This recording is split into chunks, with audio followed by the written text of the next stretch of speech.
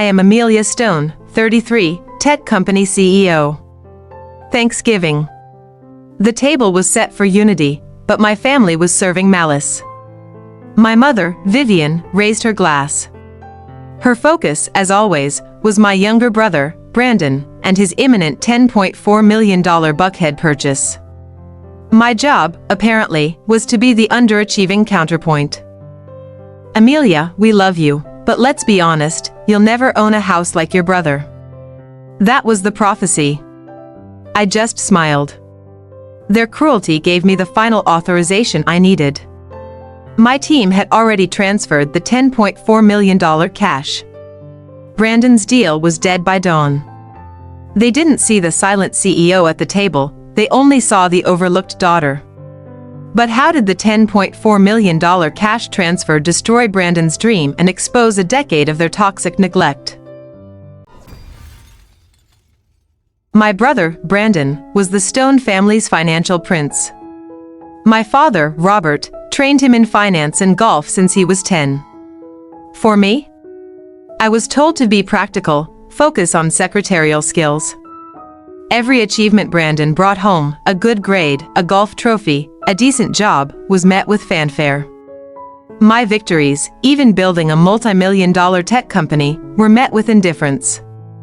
I learned early that in the Stone household, you could be successful, but if you weren't Brandon, you were perpetually unseen. My tech CEO title? Just Amelia's little app venture. Brandon's financial broker role? The path to true wealth and power. Their dismissal wasn't accidental, it was the foundation of our toxic family structure. They built Brandon up by constantly tearing me down.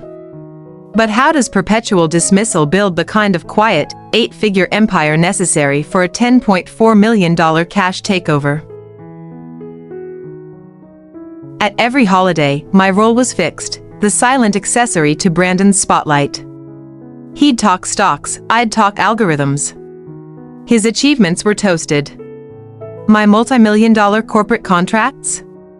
Barely mentioned, usually dismissed with a casual, "Oh, that's nice, dear." Brandon just brokered a $50 million merger. I was successful, but to them, I was perpetually unseen, a muted color in a vibrant, Brandon-centric painting. The irony was a heavy weight I carried.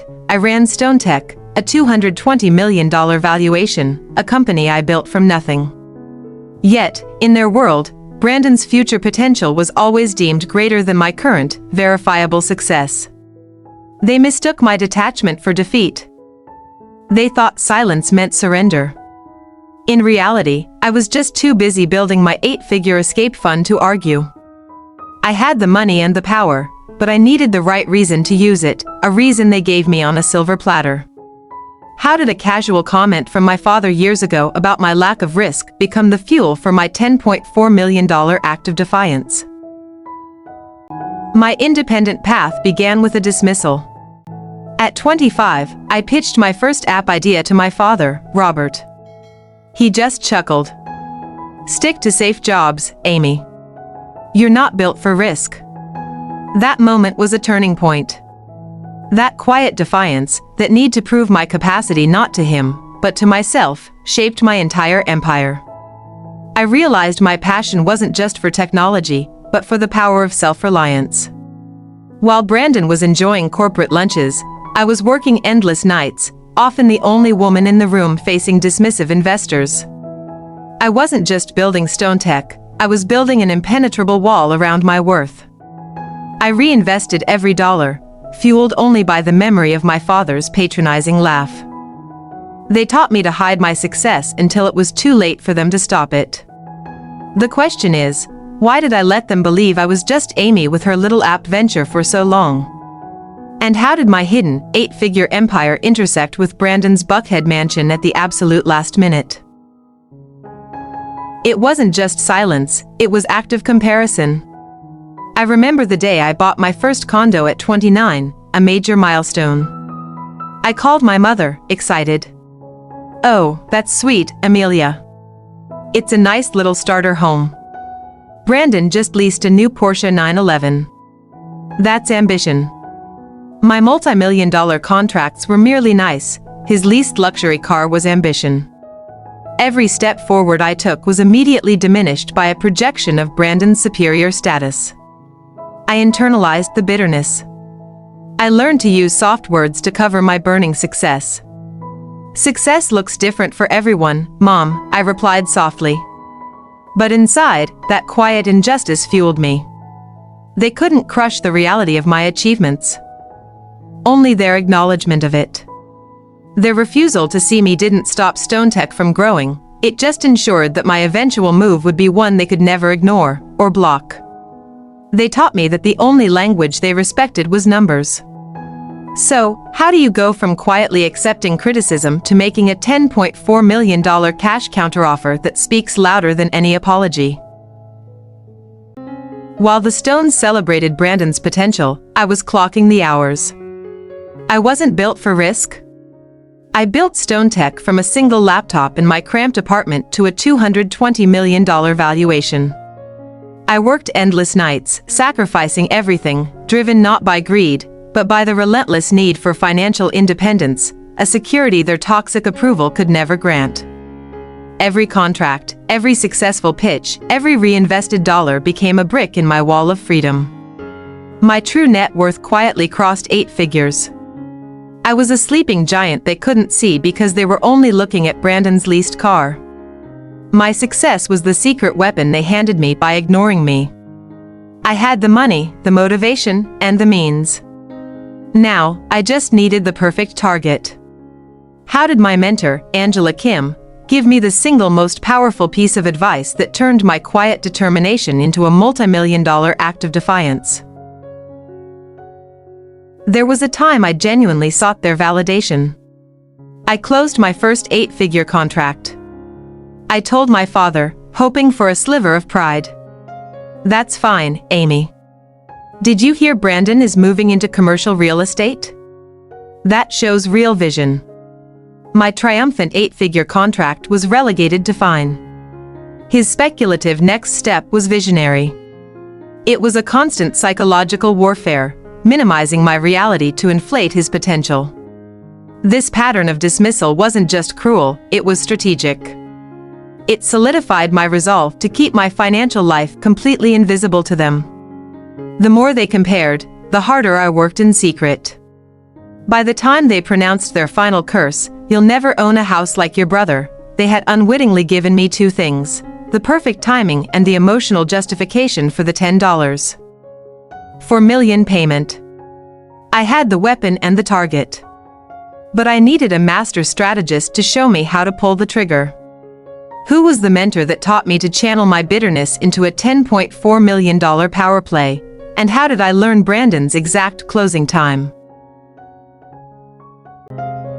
You can't execute a master plan without a master strategist. For me, that was Angela Kim, the legendary figure who broke every glass ceiling in Silicon Valley.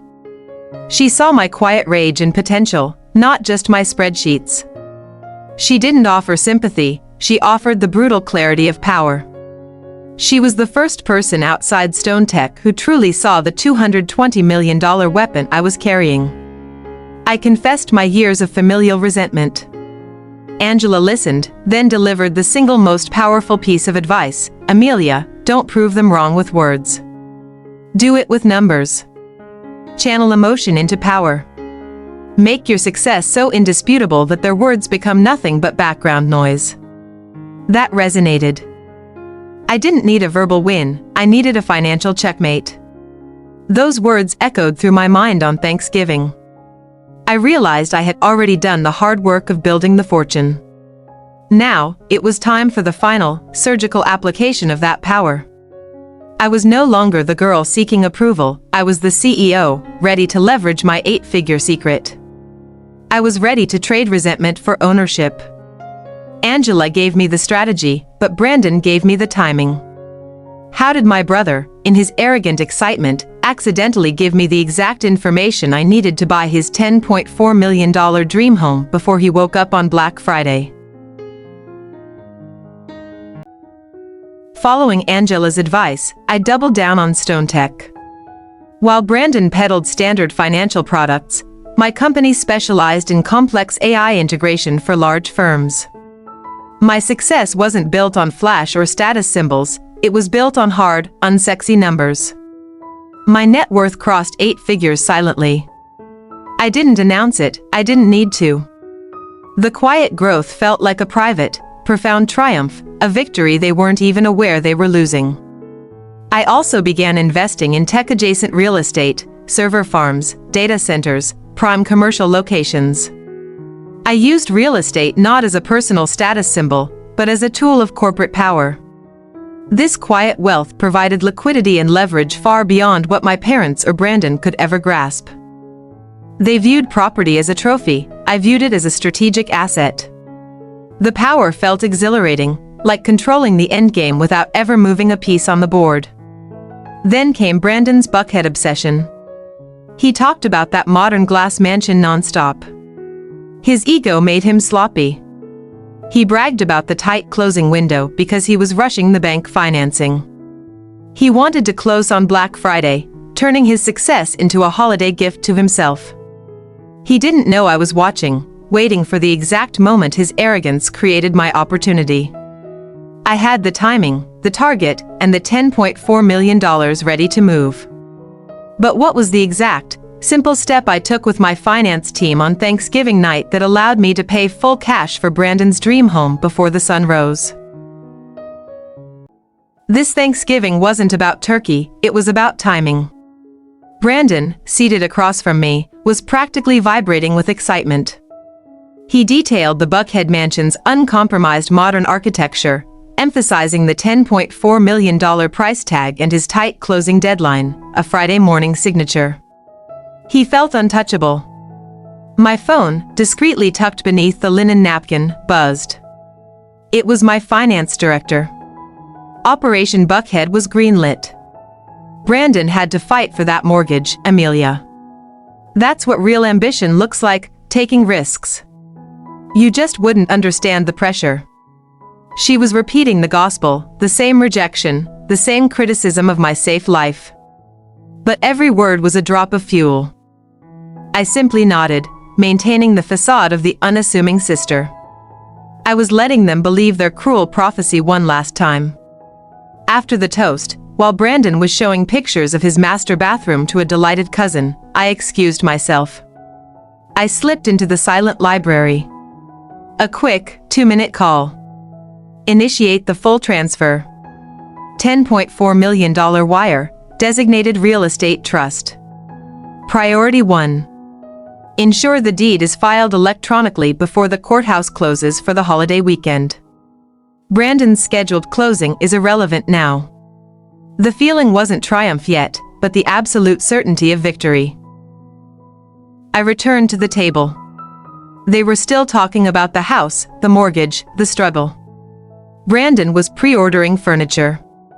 They had no idea that in the time it took them to discuss gravy, the keys to their future had been signed over to the person they always dismissed.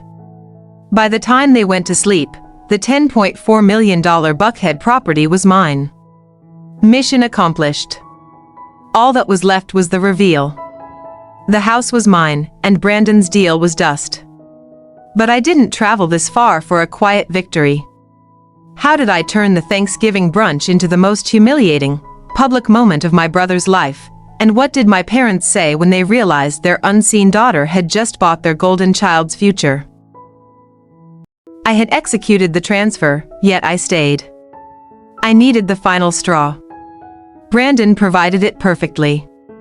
The broker just confirmed the wire is expected tomorrow morning.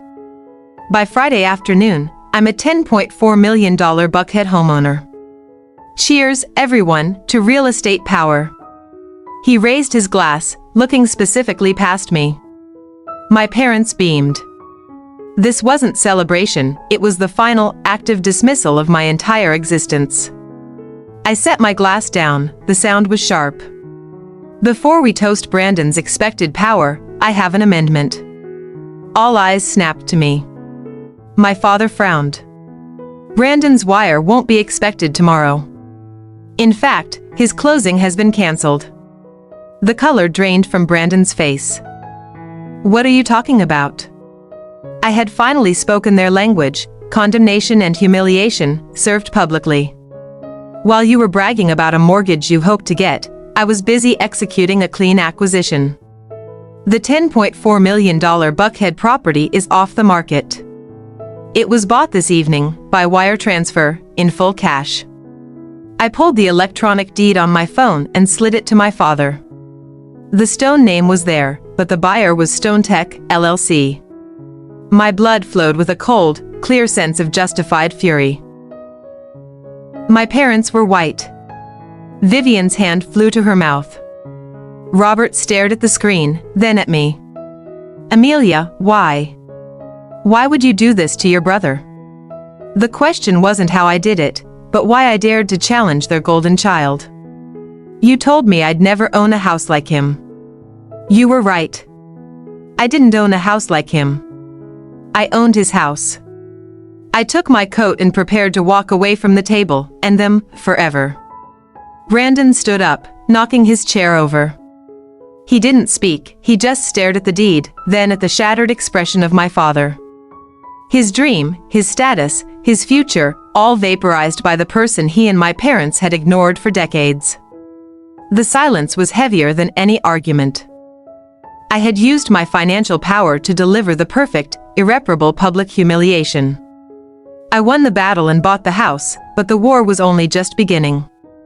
What did I decide to do with the $10.4 million mansion that solidified my independence? And what realization made me understand that true freedom tastes better than revenge?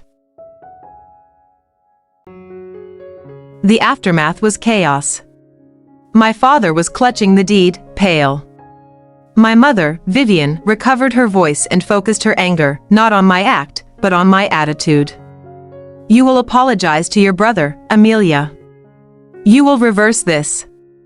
It's Thanksgiving. You can't just destroy your family over a house. She saw the price, but missed the point. This was never about the house, it was about the decades of calculated neglect. I listened to everything you said for 33 years. I built an 8-figure company while you celebrated my brother's leased car.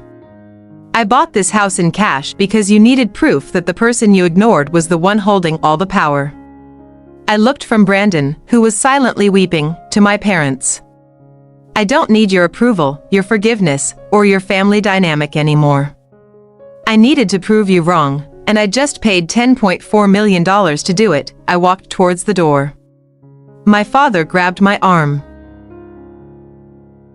Don't do this, Amelia. Family is everything. This was never a family, Dad. It was a business that only invested in one child. And I just liquidated my shares. I didn't wait for a response. I walked through the grand mahogany doors, leaving the familiar, suffocating air of their judgment behind me. The cold November air hit my face. No tears, no guilt. Just quiet, absolute liberation. I got into my car and drove, not to my old condo, but towards Buckhead. The feeling was intoxicating. I had broken the chain. I wasn't driven by petty revenge, I was driven by the deep, urgent need for peace and the right to be seen. They wanted a villain, I chose to be a survivor. As I drove, I saw Brandon's dream mansion in my GPS. It wasn't a trophy of malice, it was a symbol. A symbol of my financial power, my independence, and the high price of their neglect. I had successfully closed the door on their toxicity and opened the door to a future entirely defined by my own terms. The house was the full stop on their narrative. I stopped the car a block away from the modern glass structure. They said I'd never own a house like my brother. Now I owned his house. The sweet silence of the night was the greatest validation. My journey from the unseen daughter to the decisive CEO was complete. The question remained, what does a CEO do with a $10.4 million house bought purely for symbolic closure? I walked away from the Stones and into my new, $10.4 million life. What happened when I turned Brandon's monument to greed into a headquarters for charity?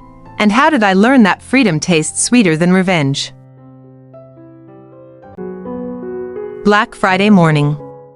While I was sipping coffee in my condo, Brandon was driving to his scheduled closing, oblivious. He was probably rehearsing his triumphant signature. He needed to believe the mortgage wire was still coming. He needed to believe the words spoken at the Thanksgiving table, my words, were just hollow, angry threats. He didn't know the difference between a threat and a calculated execution by a CEO who had nothing left to lose but her peace. The call came at 8:45 a.m., 15 minutes before his scheduled closing. Hello? Yeah, it's Brandon Stone. Everything's on schedule, right? He probably expected congratulations. Instead, he got the broker's panicked voice. His financing, the large institutional loan, had been pulled. The seller had accepted an all-cash, non-contingent offer received late last night. The Buckhead deal was dead. Wait. We had an agreement. Who was it? What name? I have collateral, I have the bank. He was scrambling, realizing the $10.4 million house, his monument to success, was snatched away. The broker, bound by confidentiality, could only reveal the buyer was a local LLC. Brandon's mind raced back to the Thanksgiving table, to my ice-cold words. He knew. Brandon didn't call the bank, he called our father, Robert. StoneTech, LLC? That's her company. Amelia. She did this.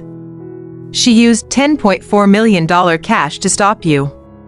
The shock turned into a ferocious, self-righteous anger. They couldn't comprehend that I had that kind of money, they only saw the monstrous betrayal of family. The real climax wasn't the wire transfer, it was the moment they finally had to acknowledge my financial power. Brandon's dream, which they had used as a yardstick to measure my worthlessness, was gone. It was an exquisite irony. The person they had labeled safe and risk-averse had executed a $10.4 million hostile takeover while they were serving gravy. The entire foundation of their preferential treatment crumbled because I decided to use the numbers they respected to demolish the narrative they created. I had the house and the financial vengeance, but the greatest victory was still ahead. What ultimate decision did I make about the $10.4 million property that proved my power wasn't about ownership, but about building a better legacy than the one they left me? After the deed was confirmed, I called the one person who understood, Angela Kim. I did it, Angela. I bought the house. Brandon's closing was cancelled. They're devastated. I expected a surge of elation, but there was only a vast emptiness. It was just a house. The revenge felt hollow. She had helped me execute the strategy, but I needed her to help me execute the emotional transition. I realized money could buy power, but it couldn't buy closure. The vengeance isn't the victory, Amelia. It was just the tool to buy your freedom. You used money to stop them from controlling your worth. Now, you have to decide what your next yes is. Don't let your no to them define your whole life. Her words hit me with the force of a revelation. I had focused so intensely on the what, the takeover, that I forgot the why, my own self-actualization. I looked at the deed on my desk. The Buckhead house wasn't a punishment for Brandon anymore, it was an immense, beautiful resource. Angela helped me see that my 8-figure power should be used to build, not just to break. I could finally use my wealth to create a legacy they couldn't dismiss, one that stood in stark contrast to their shallow materialism. What if I turn the house into the Foundation's headquarters? We can use the space for tech training and incubation for women and minorities, the people the Stones would never invest in. Angela's smile was audible through the phone. That, my dear, is a brilliant yes. You are no longer reacting to them. You are building your world. That's true power. The conversation was the true closing. I had officially walked away from their shadow. The $10.4 million house became the physical manifestation of my independence and my commitment to a greater purpose.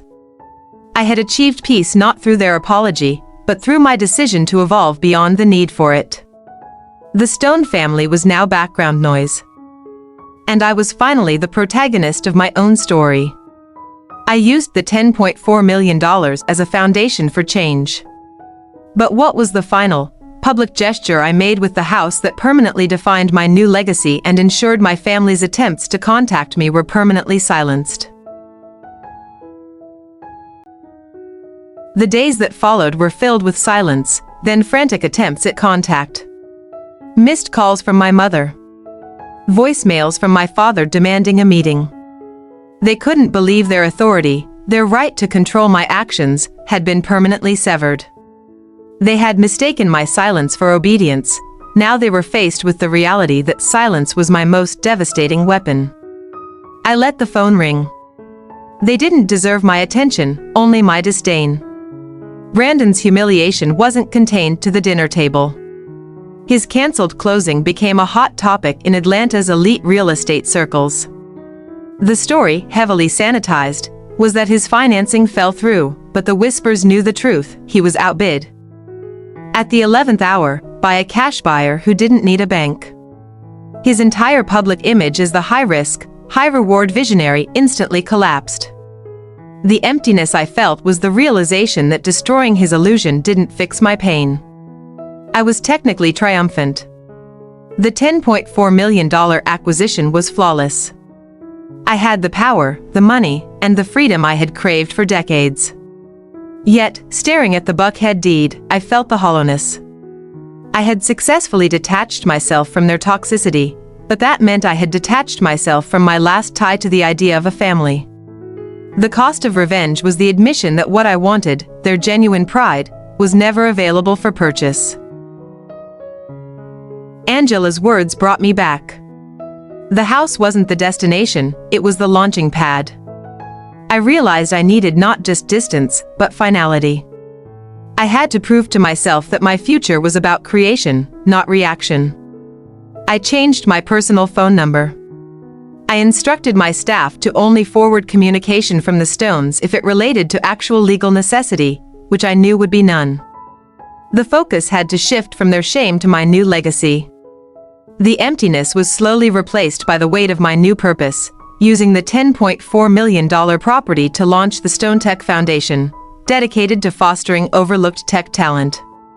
This final act was the true closing of the chapter, transforming the symbol of their greed into a beacon of opportunity.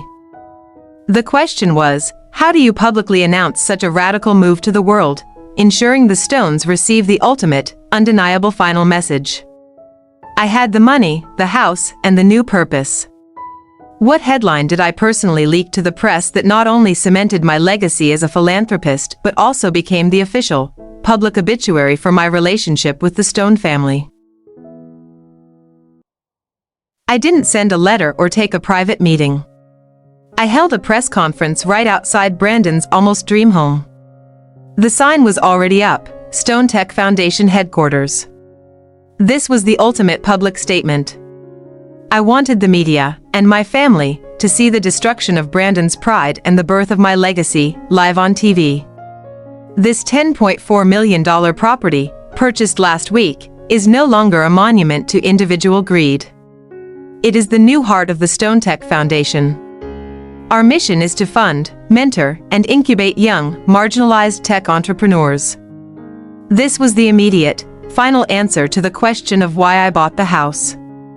I know what it's like to be overlooked. To have your talent and hard work dismissed because you don't fit a narrow, entitled mold. This house is a testament to the fact that money should create opportunity, not entitlement. The cameras flashed.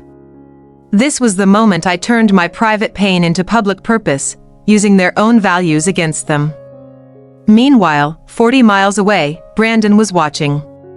My finance director had made sure the story broke right before the local news hour.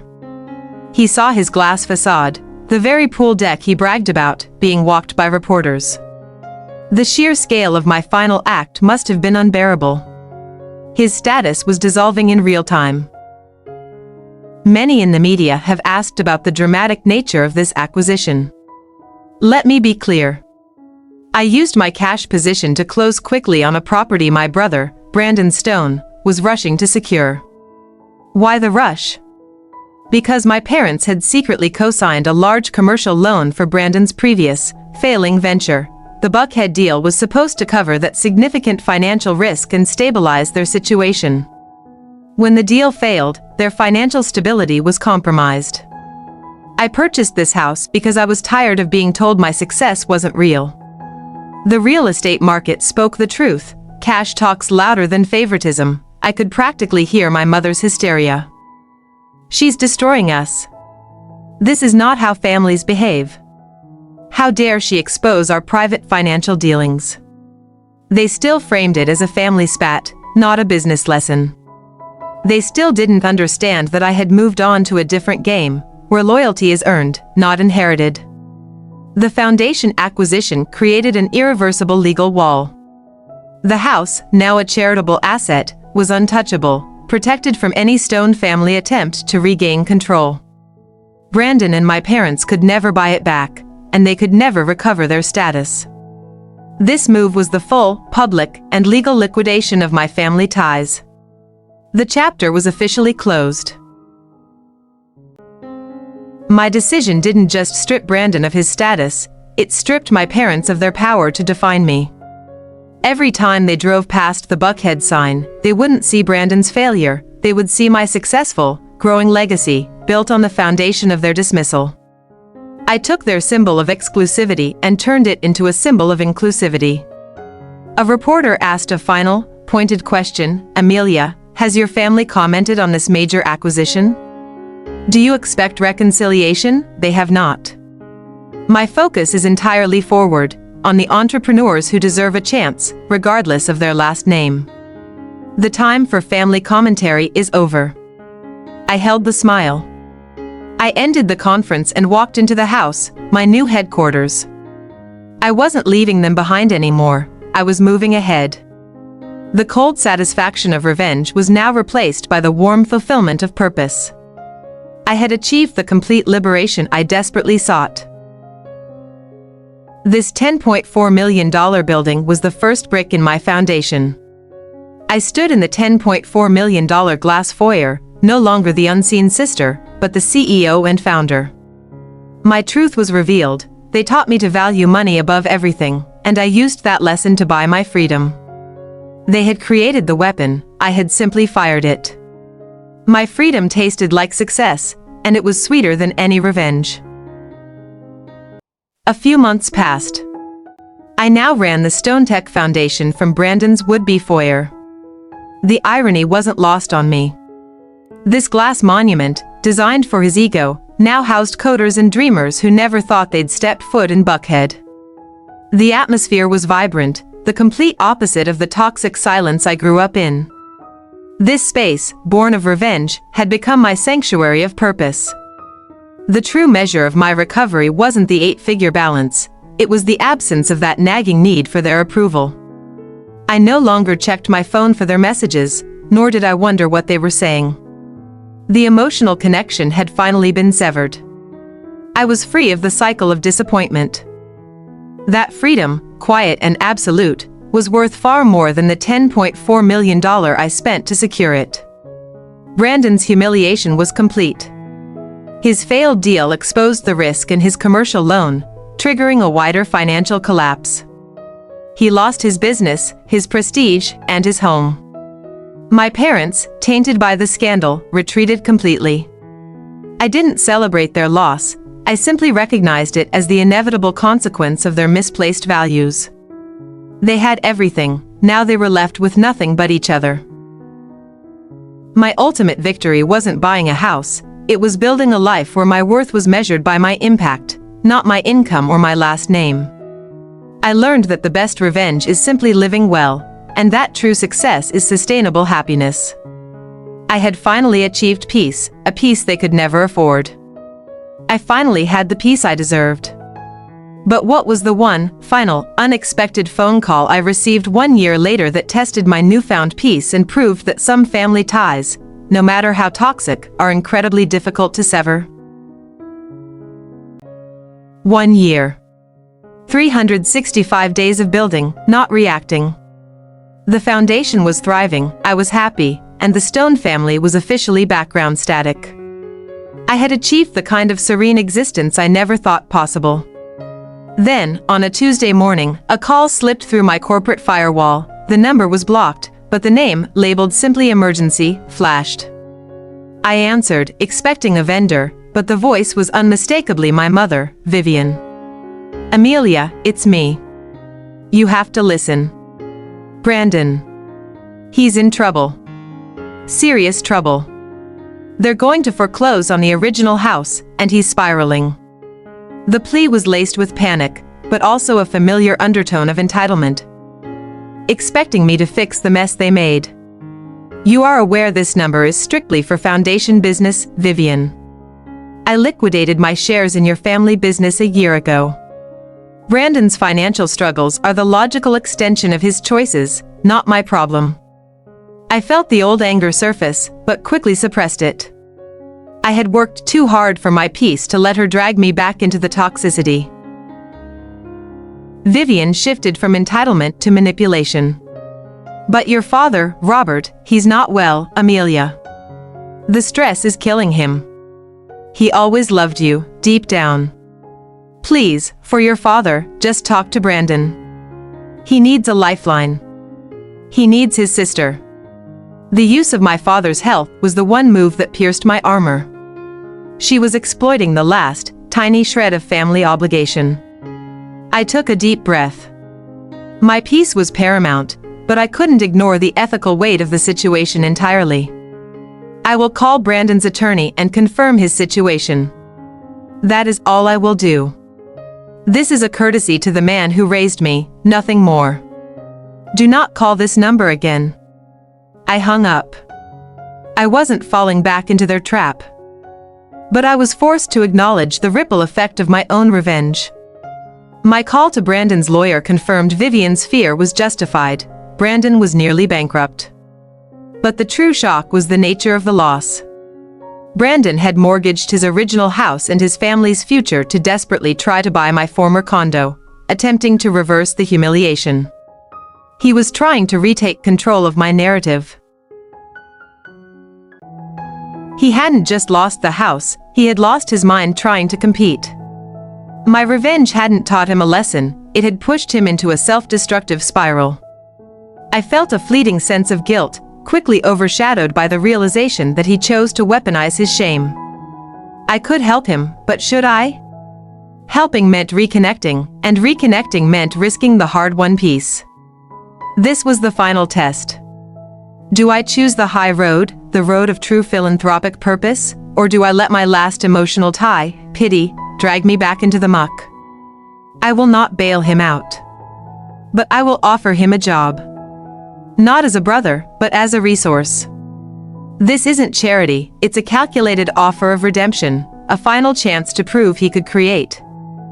Not just take. I made the offer. I offered Brandon a lifeline based on merit, not blood. Did Brandon Stone, humbled and broken, accept the job offer from the sister he once dismissed, and what was the final, defining conversation that allowed Amelia to truly close the Stone family chapter forever? I met Brandon at a discreet cafe, a neutral territory far from Buckhead. He looked small, broken, and tired, a shell of the arrogant brother I knew. I accept the job. Any job. I have nothing left.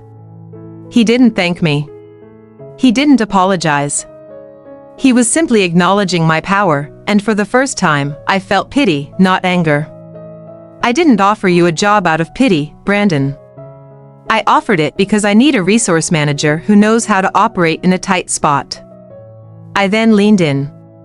Our parents didn't favor you because you were better. They favored you because you were weaker. You were the investment they constantly had to rescue, while I was the self-sufficient daughter they could safely ignore. Brandon sat stunned. They never believed I could make it on my own? He finally understood that their love was just paternalistic control. It was a hidden truth that explained everything, their over-celebration, their constant financial intervention, and their absolute indifference towards my successes. He was the perpetual project, I was the finished, ignored product. The house was never about punishing you, Brandon. It was about severing the connection to the people who defined my worth by their neglect. You are hired as a logistics coordinator. Report to the Foundation HQ Monday. Do your job, and we are colleagues. This was the final, clean cut. I finally felt a complete release. I walked away, leaving the Stone family dynamic, its toxic history, and its false truths behind me forever. I walked away from the family, leaving the burden of their expectations and the bitterness of my revenge behind. But what lasting advice can I give to anyone still struggling to escape the shadow of a toxic family? And how can you turn your own unseen power into your greatest liberation? I stood at the very window Brandon had once shown off, now looking out at the city I was helping to rebuild. The house was no longer a symbol of revenge, it was a physical testament to self-determination. The greatest lesson was realizing that the power they denied me was the very power I needed to create my own world. That feeling of total control over my life, my money, and my narrative is unmatched. My success wasn't built on flashiness or entitlement, it was built on the meticulous, unnoticed work I did when they ignored me. That unseen effort, that quiet resilience, was my secret weapon. If you are the quiet one, the overlooked one, the one they dismiss, remember, you are also the one who knows how to operate without their gaze. That is your advantage. If you are seeking revenge, let me tell you the best kind, redefinition. Don't spend your time tearing down their world, spend it building a world so impressive that they can't afford to enter it. My peace was not dependent on Brandon's failure, it was dependent on my own creation. True freedom isn't the absence of trouble, it's the refusal to let other people's expectations define your response to it. My relationship with the Stone family is now permanently filed under archived business dealings. I never heard from my mother or father again, and Brandon, as far as I know, is competently managing logistics for the foundation. He is an employee. He is not my brother. And that strict professional boundary is the final, greatest gift I gave myself. If you found inspiration in this journey from unseen daughter to $10.4 million CEO, hit the like button and subscribe. Share your own stories of breaking free in the comments below. Remember, your power isn't what they grant you. Your power is what you quietly build while they're not looking. Now that you've seen my full story of corporate revenge and ultimate liberation, tell me in the comments, what is the $10.4 million thing you would do to finally buy your own freedom? 6 months into the new normal. The foundation was scaling, and Brandon was proving competent, professional, not personal. My life was steady, built on my own terms. I thought the drama was over. But when you make a $10.4 million public statement, the silence is always temporary. The Stone family couldn't attack me anymore, so they mobilized their last asset, sympathy and reputation. The first article appeared in a minor business journal, thinly veiled as a human interest piece. Title: The Success Story Built on a Brother's Ruin. The narrative was simple. I was the cold, calculating sister who used her wealth not for justice, but for spite, driving her entrepreneurial brother to ruin just to prove a point. The society they valued was now blaming me. The comments section was brutal. Family is family, you don't destroy your own blood. She's a sociopath with a checkbook. The public had no context about the decades of gaslighting and neglect, they only saw a wealthy woman kicking her brother when he was down. The irony was suffocating. I fought their values, but their values were now judging me. Angela Kim, my mentor, called immediately. The crowd always judges the clean break, Amelia. They prefer messy, familiar codependency. You chose freedom. Don't waste energy convincing them you were right. Focus on your work. Your legacy is the truth that outlives the headlines. Her words were the grounding I needed. But a part of me, the old, neglected Amelia, still sought validation. I caught myself scrolling through comments, feeling a familiar sting. That feeling was a reflex, a toxic residue from my upbringing. I had to remind myself, my peace is not negotiable based on the opinions of people who value sentiment over self-respect. The ultimate irony? Brandon, the supposed victim, remained silent. He knew the truth. His silence wasn't loyalty to me, it was the shame of his exposed dependency. He couldn't publicly defend me without publicly confirming that I, the overlooked sister, was his employer and his financial savior. His silence was the only grace he could afford me. I instructed my PR team to issue a one-sentence statement: the Stone Tech Foundation remains focused on its mission to empower underserved tech talent. I didn't defend myself. I let my actions speak louder than their fabricated drama. My focus had to remain on the work inside the Buckhead headquarters, not the noise outside. This public backlash was the final, messy emotional break I needed. It forced me to fully accept that I would never get approval from the outside world for choosing my well-being over a toxic blood tie. The last emotional cord, the desire to be understood, was finally cut. I was completely free of the Stone family system, including its public face. Freedom isn't just financial independence, it's the mental refusal to internalize external judgment. I replaced their scorecard, which measured conformity, with my own, one that measured impact, growth, and peace. My success was no longer measured by their envy, but by the tangible change I was creating. I kept the Stone in the foundation name deliberately. Not to honor them, but to reclaim the name and give it a new, positive meaning. When people hear Stone Tech, they no longer think of the arrogant, old money real estate dynasty, they think of innovation, inclusion, and opportunity. I won the battle for the family name. I saw Brandon in the hallway later that day. He walked past, carrying a stack of logistics reports, nodding curtly.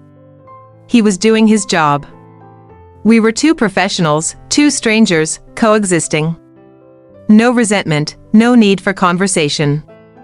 That moment of purely professional detachment was the cleanest, most satisfying ending I could have ever asked for. If you are stuck in a cycle of toxicity, remember this: you don't owe anyone your peace. Your highest responsibility is to your future self. Choose freedom over false loyalty. Choose creation over reaction. And always remember, the best revenge is a life well lived. I found my peace despite the blame. What single, actionable step can you take this week to silence the toxic voices in your life and start building a legacy that truly belongs to you?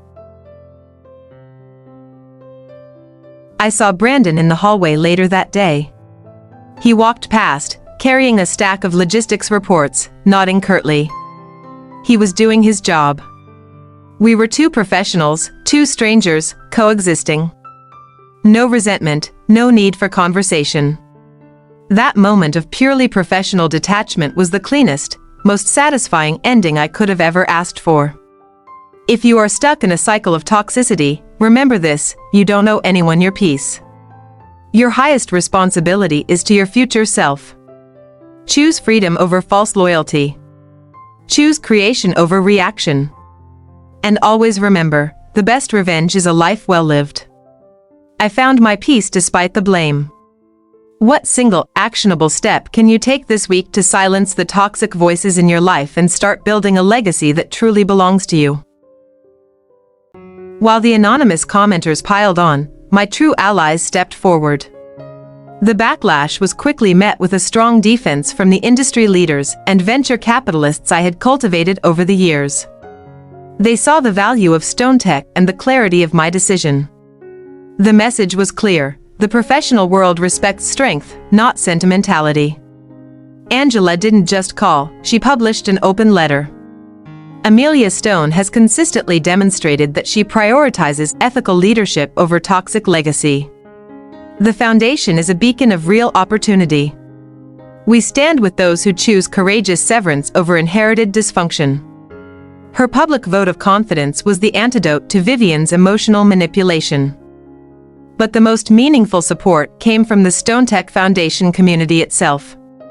Eliza, a young coder we funded, posted a video. The Stones never saw me. Amelia did. She took a symbol of greed and made it my launch pad. I don't care about family drama. I care that she gave me a future. Thank you, Amelia, for choosing impact. Hearing those voices solidified my resolve. The narrative of my life was no longer determined by the Stone family's toxic script or the public's misunderstanding. It was defined by the tangible good I created. My freedom was complete because my happiness was now external to my past. I didn't need their understanding, I had my community's trust. I took a last look at the online noise, closed the laptop, and walked out to the foundation floor. My success wasn't measured in the defeat of my brother, it was measured in the success of people like Eliza.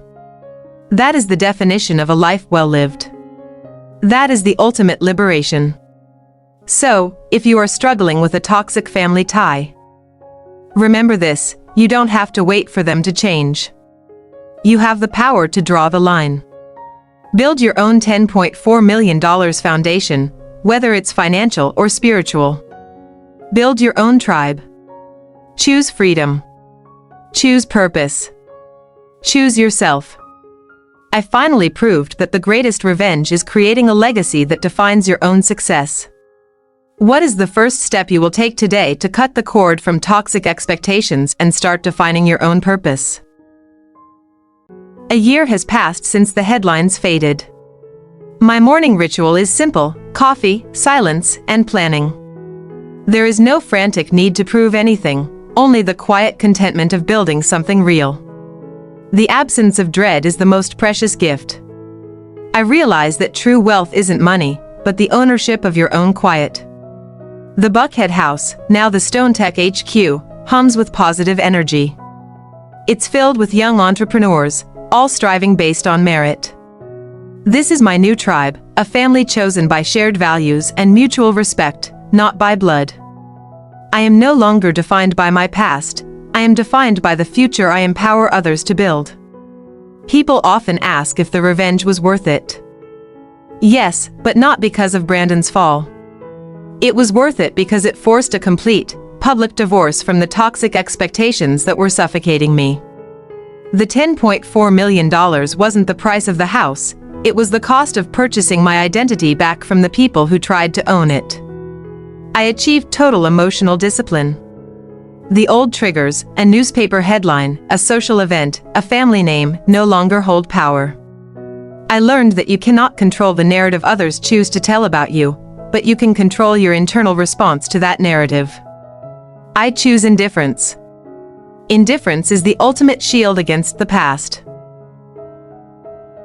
A year has passed since the headlines faded. My morning ritual is simple: coffee, silence, and planning. There is no frantic need to prove anything, only the quiet contentment of building something real. The absence of dread is the most precious gift. I realize that true wealth isn't money, but the ownership of your own quiet. The Buckhead House, now the Stone Tech HQ, hums with positive energy. It's filled with young entrepreneurs, all striving based on merit. This is my new tribe, a family chosen by shared values and mutual respect, not by blood. I am no longer defined by my past, I am defined by the future I empower others to build. People often ask if the revenge was worth it. Yes, but not because of Brandon's fall. It was worth it because it forced a complete, public divorce from the toxic expectations that were suffocating me. The $10.4 million wasn't the price of the house, it was the cost of purchasing my identity back from the people who tried to own it. I achieved total emotional discipline. The old triggers, a newspaper headline, a social event, a family name, no longer hold power. I learned that you cannot control the narrative others choose to tell about you, but you can control your internal response to that narrative. I choose indifference. Indifference is the ultimate shield against the past. My financial wealth enabled my escape, but my true wealth is the network of support I built: Angela, the entrepreneurs, my team. They are the people who lift me up based on performance and character, not legacy. Find your people. Invest in them. That is the only inheritance that truly matters. I close the laptop, the public scrutiny now just a distant hum. I stand up, no longer the unseen daughter, no longer the vindictive sister, but simply Amelia, the CEO, the founder, the architect of her own unshakable life. The Stone name is mine now. Life's greatest purpose is not to please the people who disappoint you, but to passionately fulfill the potential they ignored. My life is my masterpiece, painted with the colors they forbade me to use. The $10.4 million house is just the canvas. I walk through the glass doors of the headquarters, ready for the next meeting, the next challenge. I am free. I am done. The story ends here, with Amelia finding her unshakable peace. If you could choose one toxic expectation to destroy this week, what would it be, and how would you start building your own self-defined masterpiece? 3 years. Time no longer feels cyclical or tied to the Stone family calendar.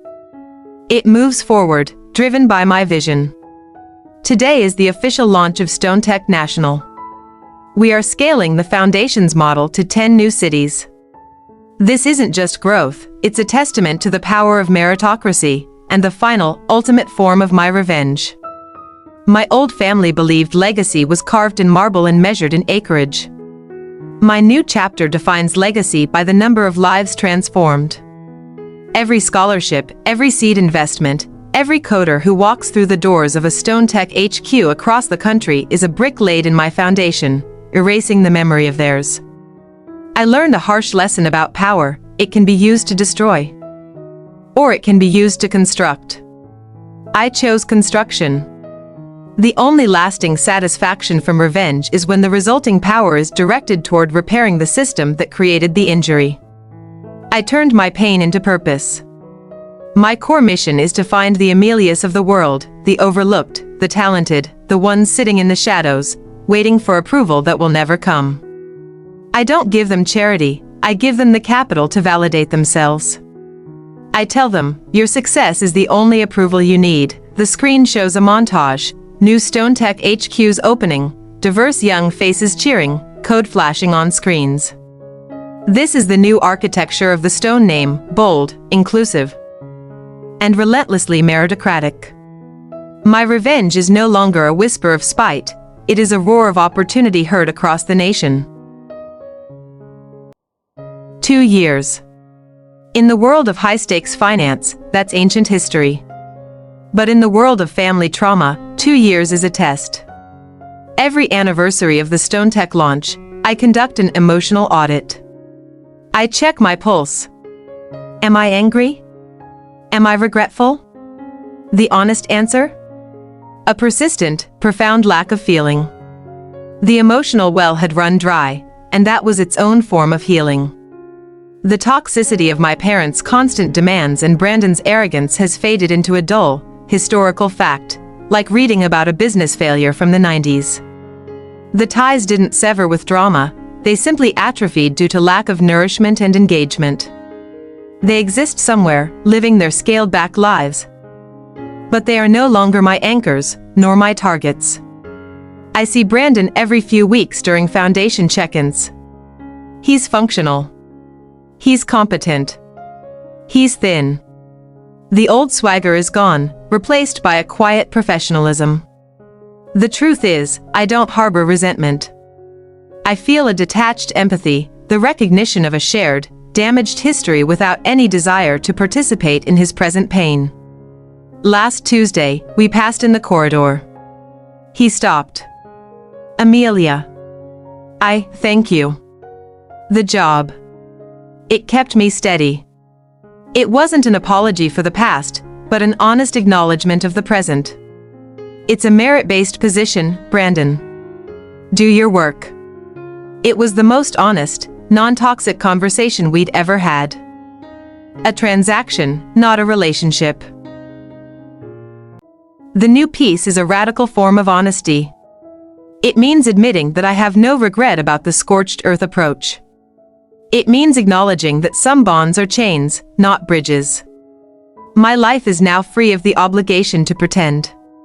That raw, self-serving honesty is the foundation of my sustained happiness. Society desperately wants the reconciliation arc. They want the prodigal daughter to return, hug her broken brother, and fund her ailing parents. But that narrative demands I sacrifice my hard-won peace for their comfort.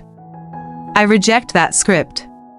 The honest ending is that some families are better off permanently dissolved. The ultimate revenge wasn't the single blow, it was the slow, deliberate fade out. They didn't get the dramatic exit they expected, they got silence. Their influence simply dissolved into irrelevance. That quiet disappearance is the most profound sign of reclaiming your own reality from their drama. The emotional space they once occupied, filled with anxiety and the constant pursuit of approval, is now filled with projects, partnerships, and purpose. I replaced the need for validation with a hunger for impact. I don't miss the chaos. I only regret how long it took me to admit the ties needed to be cut. I occasionally receive factual updates from Brandon's HR file. Parental contact information remains in place for emergency purposes. They are alive. They are older. They are not my responsibility. That's the cold, clean truth. Honesty isn't cruelty, it's self-preservation. My story is a manifesto for boundaries. It teaches that the hardest line to draw is the one between who you are and who they need you to be. I chose to be Amelia. That choice was the most expensive, most painful, and most rewarding investment I ever made. Years after the fight, I realized the core truth: they didn't break me. They refined me. The pressure only hardened the core of my ambition and clarified my vision. The Stone family saga is over. The StoneTech legacy is just beginning. If you've enjoyed this ultimate family revenge story and found your own courage in my detachment, like and subscribe. What is the one thing you need to let fade away this week to finally claim your own peace? I found my freedom when the old ties finally faded into historical facts. What is the one thing you need to let fade away this week to finally claim your own peace? Regarding my parents, the silence is total. There are no calls, no emails, no attempts at reconciliation. They chose their script, and I chose mine. That final, permanent distance is my most guarded boundary. I protect my peace with the ferocity of a CEO protecting her most valuable asset. Wealth is a tool, nothing more. My old family used it as a shield and a weapon. I use it as a lever for systemic change. My $10.4 million house investment wasn't an end, it was the capital kickstart that allowed me to redefine the rules of the game for thousands of others. Even with this vast success, I remain honest about the invisible wounds. They don't vanish, they heal into scar tissue. And scar tissue is stronger. The ability to look at my past without flinching, without bitterness, and simply see the raw data for my future strategy, that is the final triumph. If you feel trapped, remember, your revenge can be constructive. You don't have to choose destruction. Your greatest victory is not their defeat, but the size of the world you choose to build when you finally walk away. Build something so big, so positive, that their absence is utterly inconsequential. I am no longer defined by the title, the overlooked daughter. I am defined by the title, the founder. I exchanged an inherited name for a chosen identity. My new chapter isn't about running away from the Stones, it's about running toward the legacy I designed.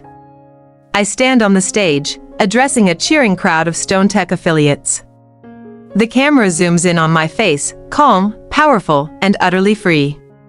The backdrop is the StoneTech logo, a mountain peak rising from a foundation. The future is wide open. This is the end of the Stone family revenge story, and the beginning of the StoneTech legacy. Thank you for watching. Don't forget to like, subscribe, and start building your own empire today. My revenge was to build a new chapter so powerful, the old one became completely irrelevant. If you had $10.4 million and complete freedom, what constructive revenge would you execute to create your own lasting legacy? You've watched the whole saga, the neglect, the quiet build-up, the $10.4 million reversal. You might be watching this thinking, I could never do that. But I'm here to tell you, you already have the power. You just need to rename it. Your silent struggle, your overlooked talent, that is your true capital. Lesson 1. Silence is strategy. When they underestimate you, they stop watching. Use that window to build your escape. I didn't announce my plans, I executed them. This applies to every area of your life. Stop oversharing and start over-executing. That is the first step towards self-liberation. Lesson 2. Revenge is creation. Don't let your pain be a reason to destroy, let it be the fuel to create. I didn't just tear down their house, I built a foundation that creates opportunities for thousands. Transform that toxic energy into something massive, positive, and undeniable. Your purpose should always eclipse your pain. Lesson 3. Be ruthless with your boundaries. You do not owe toxic people access to your peace. My final act of revenge was not taking the house, it was choosing total, permanent emotional detachment.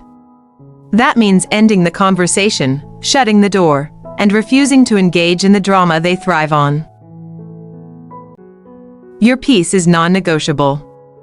Lesson 4. Build your chosen family. The only bonds that matter are the ones built on mutual respect and shared values. Stop chasing validation from your blood ties. Invest your time, energy, and loyalty in the people who see your worth and celebrate your success. They are your true legacy. Lesson 5. The only scoreboard that matters is your own. Stop measuring your success by their envy or their failures. Measure it by your growth, your impact, and your quiet contentment. True freedom is the moment you realize you are the CEO of your own validation. That is the only $10.4 million truth you need to remember. This is the end of the story, but the beginning of yours. Don't just watch this, act on it. If this message resonated, hit the like button. Subscribe for more stories about turning pain into power. And most importantly, go build your new life today. I used 5 lessons to buy my freedom. Which of these 5 lessons will you apply this week to start building the life they said you could never have?